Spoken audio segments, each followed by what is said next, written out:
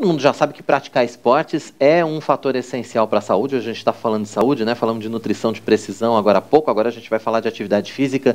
Mas fica aquela dúvida, né? Será que o local onde a gente pratica as atividades físicas, ou se é uma atividade física coletiva, ou se é individual, será que isso faz alguma diferença no resultado? Será que faz alguma diferença para a nossa qualidade de vida? Pois é, a gente precisa destacar que algumas características sempre precisam ser seguidas, né? Principalmente quando a gente pensa na eficácia dos treinos. Tudo isso levando sempre em consideração, é claro, as necessidades de cada um. Mas quem está com a gente aqui no Notícias do Bem para falar sobre esse tema é o professor de Educação Física, Luiz Carlos Gomes Júnior. Luiz Carlos, seja bem-vindo ao Notícias do Bem, prazer em recebê-lo aqui ao vivo. E eu estou vendo que você está num ambiente externo, provavelmente fazendo atividade física. Sim, eu quero agradecer primeiro.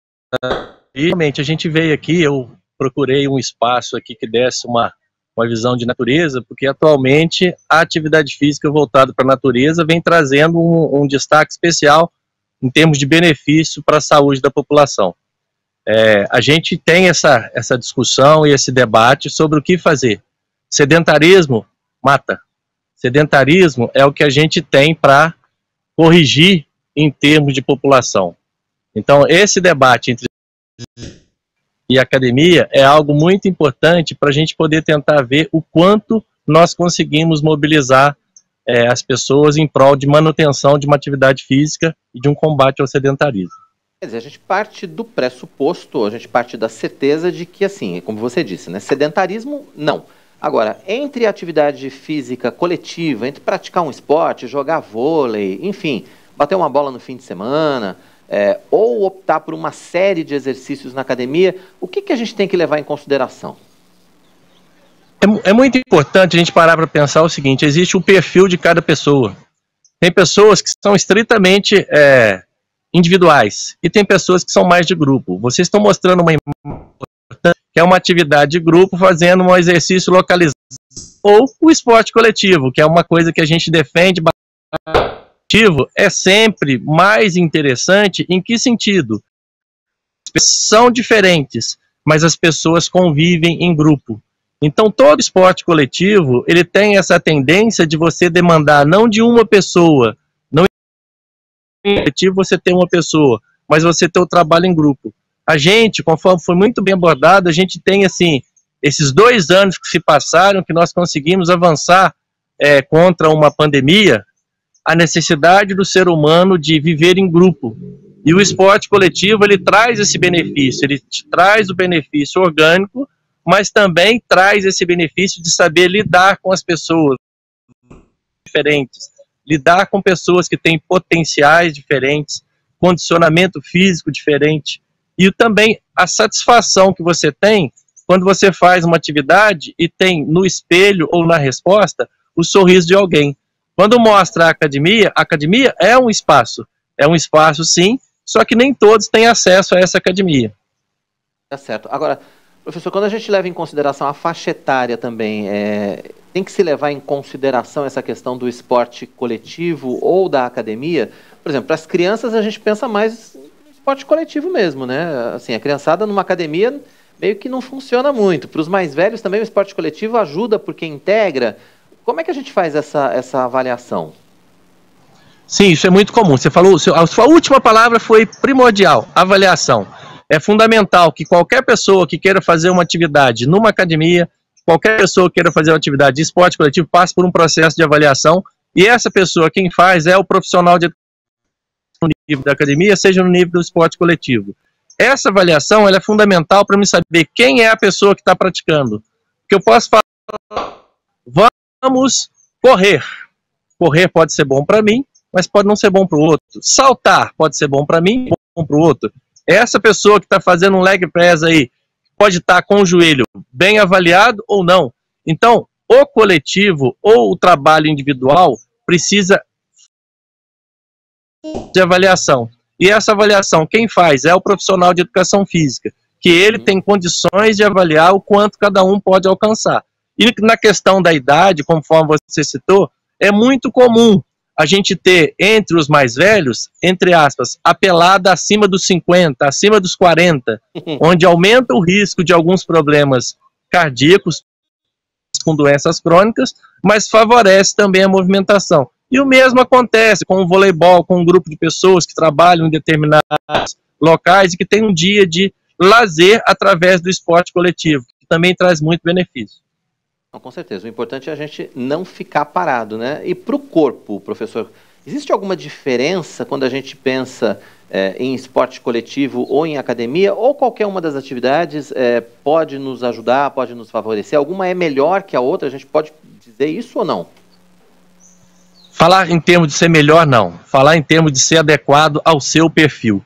Então, que eu tenho corrida, eu tenho salto, eu tenho várias outras atividades, é diferente de eu fazer um trabalho localizado. São perfis diferentes de atividade. Algumas vezes vai predominar a respiração, outras vezes vai predominar a força muscular.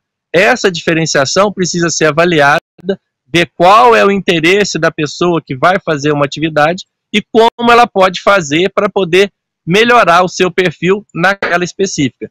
Sempre achando a modalidade que você se adequa e não ficando parado.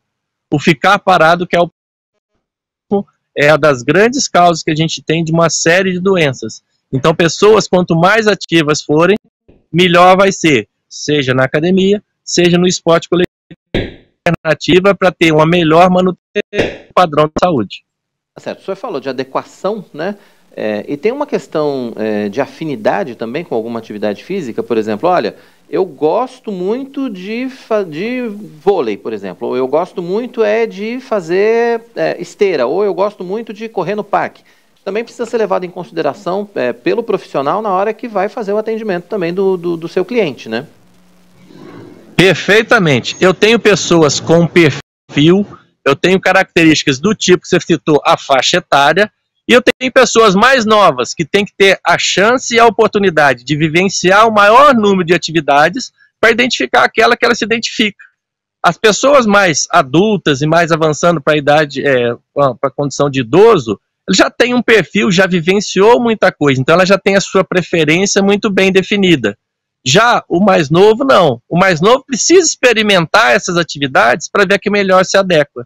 E aí, sim, passar a se envolver. Então, de repente, aquele que já tem por característica ser muito reservada, é interessante que essa pessoa experimente, vivencie o trabalho em grupo.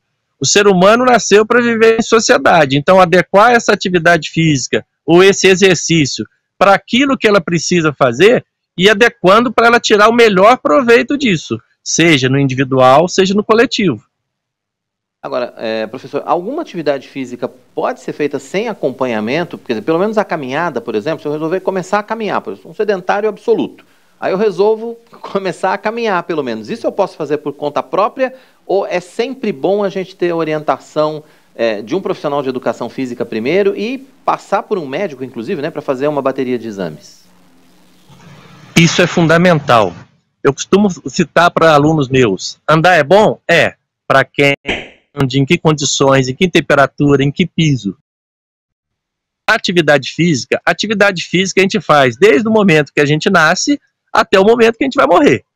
O exercício físico, que é o exercício orientado, é importante ser orientado, porque a gente vai continuar andando, a gente vai continuar pegando a padaria, o supermercado, a igreja, vai continuar fazendo as mesmas atividades. Só que quando a gente começa a fazer atividade com um objetivo, começa a aumentar carga, peso, intensidade, aí você precisa de uma orientação.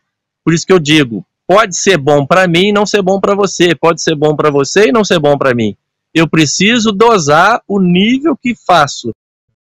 Fundamental, a avaliação médica, a avaliação do profissional de educação física para, por exemplo, alguém que tem uma doença crônica não necessariamente deveria fazer algumas atividades que coloquem em risco a situação dela.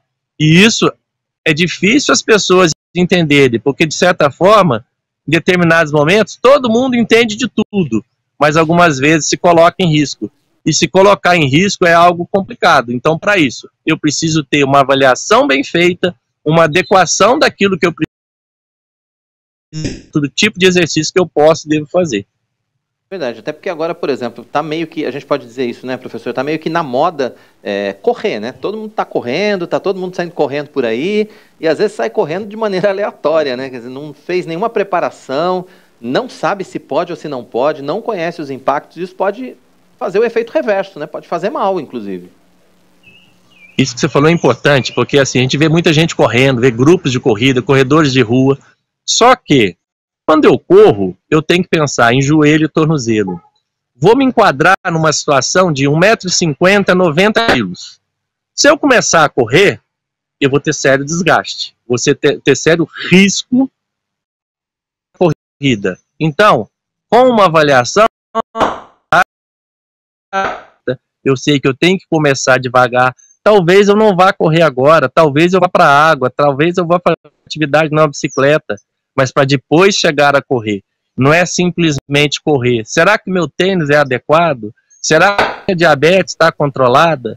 Eu preciso identificar essas situações, senão, ao invés da corrida me trazer benefício, vai me trazer risco. E isso é uma coisa que a gente não quer com o exercício e com o esporte. Com certeza. Professor, queria que o senhor deixasse os seus contatos, quem quiser acompanhá-lo nas redes sociais, quem quiser conhecer mais a respeito do seu trabalho, quais são os caminhos? Olha, eu Prof. Luiz Carlos, né? E o nosso contato normal é via Instagram mesmo. A gente trabalha no âmbito educacional. Ontem mesmo cheguei de uma competição na qual a gente levou 7 equipes para poder participar, né? Então são dos esportes coletivos, foi o voleibol, foi o handebol, foi o futsal, foi o basquetebol. Alguns nós ganhamos, alguns nós ficamos bem classificados, outros nós ficamos um pouco mais abaixo, mas o importante, e era um público mais novo, né? Mas o importante para mim é essa movimentação, mais uma vez, nós que estamos conversando, o público de vocês aí que não está nos assistindo nesse momento, nós somos privilegiados, porque nós vencemos 2 anos de pandemia. Uhum. Então, querendo entrar em contato com a gente, pode pegar o acesso via o Instagram, né? E qualquer coisa a gente está aqui à disposição. Falamos aqui de Minas Gerais, mas estamos à disposição nas redes sociais aí, o que precisar entrar em contato pode chegar. Tá certo, professor. Obrigado pela sua participação com a gente aqui no Notícias do Bem. Prazer em recebê-lo. Volte sempre.